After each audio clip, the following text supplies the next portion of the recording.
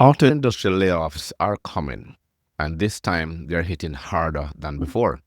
Tariffs, economic shifts, and stalled EV growth have created a storm, and automakers are cutting jobs to stay afloat. If you want to work in the auto industry, you need to hear this. Layoffs in the auto industry isn't new, but 2025 is shaping up to be different.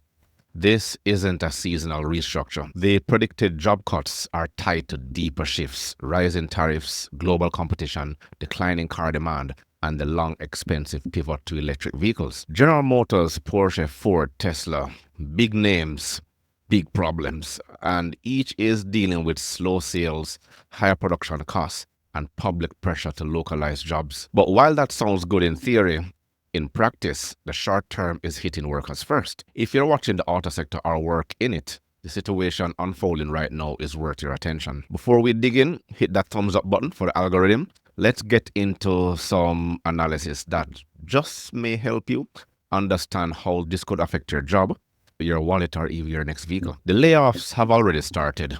General Motors let go of 2,000 workers late last year, and in March, it confirmed more cuts. Ford is slashing bonuses for about 3,300 managers with more cost cuts expected. Stellantis offered buyouts to workers at 20 locations. Audi and Porsche are planning job reductions in Europe. Tesla, once seen as a winner in the transition to EVs, is now facing fall in demand, product recalls, and worker protests, especially protests against people driving Cybertrucks, setting them on fires, and damaging Tesla dealers across multiple states in the United States. With stock prices down, job security there is very shaky. None of these incidents are isolated, and they're the result of mounting pressure across the global automotive market. Tariffs are raising prices and shrinking margins right now. The new 25% US tariffs on imported cars and parts is a big deal, and it's already disrupting supply chains and driving up costs across the board. According to Anderson Economic Group, these tariffs could add between $4,000 and $12,000 to the price of a new vehicle sold in the United States. That number alone should make you pause a bit, but it's not just about car buyers. The automakers are reacting by cutting costs wherever they can, and labor is often the first target. Automotive suppliers in particularly are being hit hard, and these companies, they often operate on thinner margins than the car makers. Their options are very limited. Shrink operations, that's all they know. Cut staff, delay investment, and that's already happening. US manufacturing push adds pressure, and it doesn't relieve it yet. There is a push from Washington to localize manufacturing and move away from foreign suppliers, especially Chinese ones. The goal is to rebuild the US production capacity and bring jobs home. But rebuilding takes time. Equipment, training, facilities, workforce, pipelines, none of that happens overnight. In the short term, the shift adds cost and complexity to production. Now, that hurt companies' ability to compete globally. Higher vehicle prices could drive customers to cheaper imports or delay purchases altogether. That means slower production, lower revenue, and more layoffs, which is inevitable. The logic of bring back jobs may be sound long term, but in 2025, it's adding to the pain. Automakers are under financial stress from every angle. Let's break this down further. There is EV uncertainty. Companies are still losing money on electric vehicles. Most models don't turn a profit. And with tax incentives being cut and charging infrastructure still underdeveloped, customer interest is cooling. Gas-powered cars are still in demand, but regulatory pressure and public messaging are making it harder to invest confidently in them. China's EV makers, especially BYD, are gaining ground globally. Their production is cheaper, more efficient, and state-supported. Then we have to look at the economic downturn. Interest rates are still high, car loans are expensive, people are buying fewer vehicles. These factors create a perfect storm, and companies are reacting with the only tools they know, which is cutting staff, scaling back research and development, delaying product launches, which is new models. General Motors is just the start. GM has been the most transparent about its strategy. They cut $2 billion in cost, lay off salaried workers, re-evaluate underperforming divisions. Layoffs have already hit engineering, design, and manufacturing teams. One small example, 26 workers were let go at the Rochester plant in New York. The company hinted that more job cuts could follow if vehicle sales don't stabilize or improve. GM's strategy is a warning sign to other manufacturers. If GM has to tighten the belt this aggressively, then others are likely to be in similar trouble. Stellantis and Ford are playing a little bit of defense.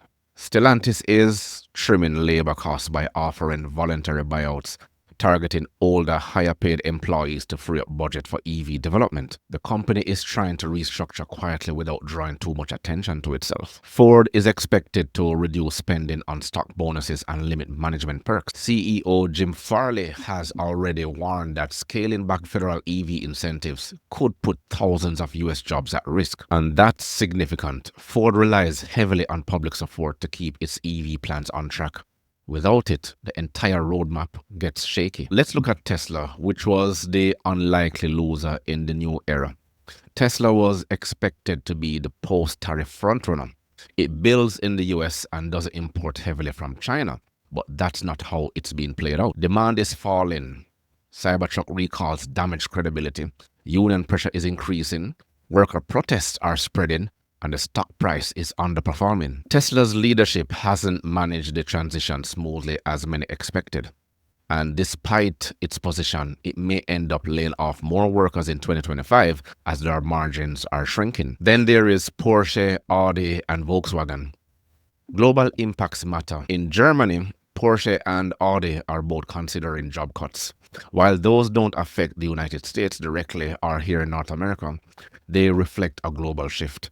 Even premium brands are being forced to rethink their strategies, and that means less production, fewer new models, and leaner operations. When these companies downsize overseas, it still impacts US suppliers, dealerships, logistics partners, and tech contractors. The effects ripple outwards. Tariffs and retaliatory tariffs are disrupting cross-border trade. Delays are up, costs are climbing. Even companies that don't rely heavily on imports are struggling to keep parts moving. Automakers can either absorb those costs or pass them on to buyers, which they normally do. Most are choosing to pass them on, which only fuels the downward spiral. Higher prices, lower demand, lower production, layoffs. That is going to be the norm. The UAW, they back tariffs, but believes corporate must pay the price. The United Auto Workers Union supports the tariffs, but because it expects workers to benefit from them right away. UAW leadership is clear. They see this as a way to force automakers to reinvest in the United States. They see this as a way to force automakers to reinvest in US jobs, to rebuild plants, to train workers. Their message to companies: you've offshored too much. You've underpaid American workers. You need to fix it. They've also pledged to work with the government to shape how tariffs are applied, hoping to make sure workers don't take the full hit. Now, that's a powerful message, but even UAW admits the transition will be painful. Now, what comes next? Job losses in 2025 are likely to continue, but the worst case scenarios may not play out. Negotiations are happening. Industry groups are lobbying for tariff exemptions. Some automakers are adjusting strategies quickly, moving production, seeking local suppliers, building domestic battery plants. If these efforts work, the back half of 2025 could see stability, maybe even recovery, but we're not there yet. But let's look at the bigger picture. This isn't just about workers losing jobs. It's about an industry in the middle of a painful reset. Old business models are collapsing. EV adoption isn't fast as expected. Trade policy is rewriting how companies source materials and parts. Layoffs are the only visible symptom of something deeper, an industry that didn't adapt fast enough and is now paying the price. The predictions are coming true. Layoffs are happening, and while some see this as a necessary reset, the people working in the auto industry are the ones feeling the impact right now. If you work in the industry, keep watching. The next 6 months will show whether this shakeup brings a return to growth or just more cuts. Don't fall for the PR spin. Follow the facts, follow the numbers, and stay sharp. Now, for more breakdowns like this, subscribe, turn on notification alerts, and we track what matters so you won't get blindsided. I've been telling you for the last 2 years. This is going to happen. It normally does, and it's just another cycle. Let's start a discussion in the comments below, and I will catch you in the next episode.